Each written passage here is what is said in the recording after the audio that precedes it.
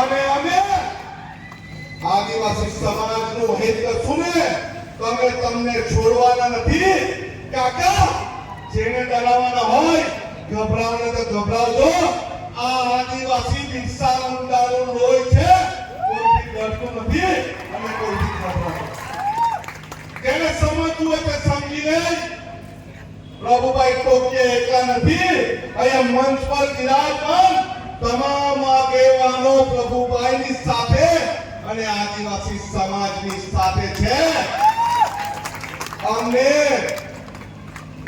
પ્રણામ કરતા બી આવડે છે, અમને ટાટિયા તોડતા બી આવડે છે.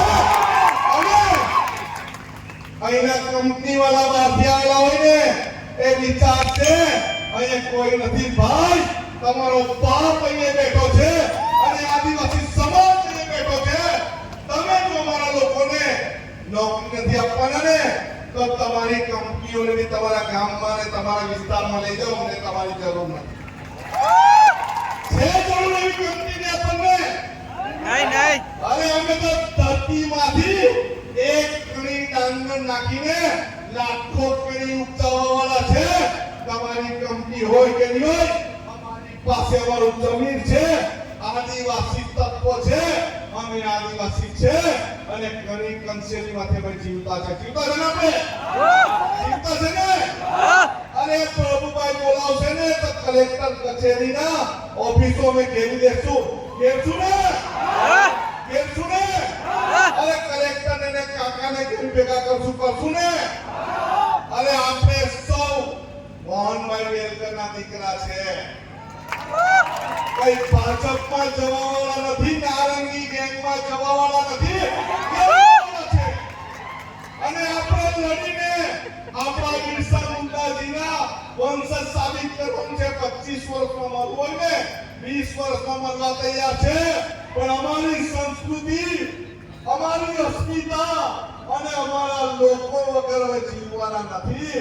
અને અમે આજે ગુજરાતથી એ જાહેર કરવા આવ્યા છે. આ દેશ કોઈ કાકાનો નથી, આ દેશ સંવિધાનનો છે. અને સંવિધાનના માર્ગમાં હેઠળ જીવવા માટે આવ્યા છે.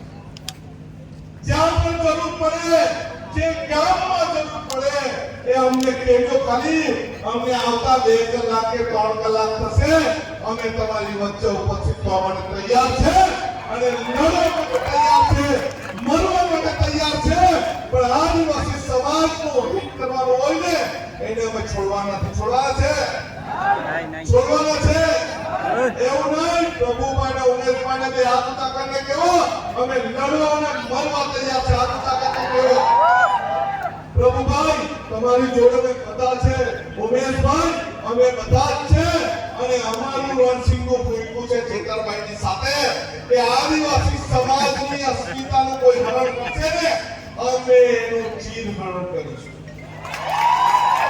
એ જે આવી બેઠા છે એમને વાત છે અમે ગુજરાતમાં નરેન્દ્ર મોદીના વિરોધમાં અમે લડતા હોય ત્યારે કાકા કઈ નથી.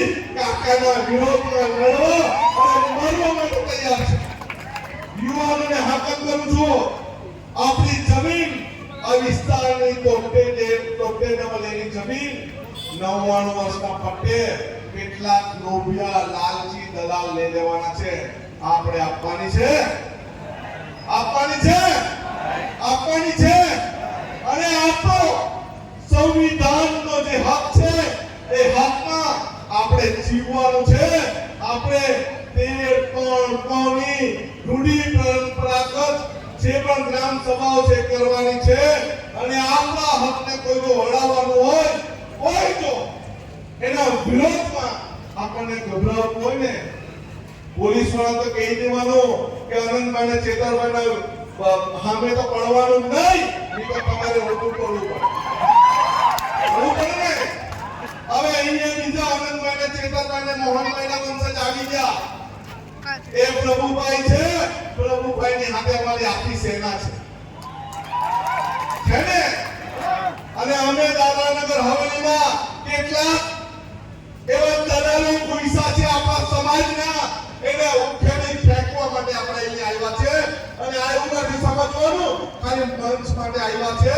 અમે હર હંમેશા તમારી વચ્ચે આવશું, લડશું અને છેલ્લા શ્વાસ સુધી લડશું. અમારી જળ જંગલ જમીનને કોઈ લૂંટવા આવે ને એને કે રૂકી જાઓ, ચેતો અમે તમારી વિરોધમાં છીએ.